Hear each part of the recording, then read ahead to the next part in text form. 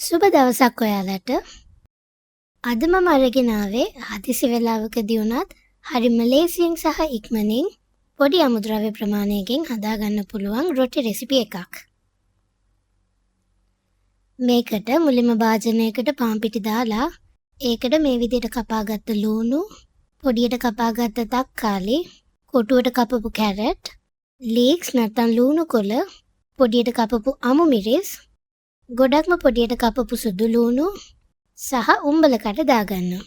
ඒ වගේම කෑලි මිරිස්, ගම් මිරිස් කුඩු, ලුණු එකතු කරලා හොඳට මික්ස් කරගන්න. ඊට පස්සේ මේකට වතුර එකතු කරලා මේක හොඳට මික්ස් කරගන්න.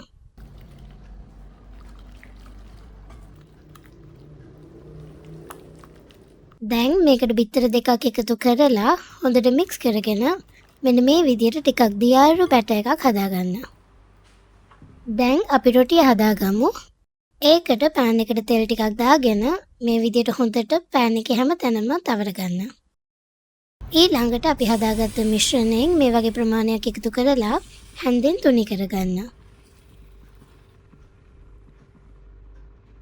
දැන් අඩු ගින්දරේ විනාඩි 2-3ක් ලිපේ තියාගන්න.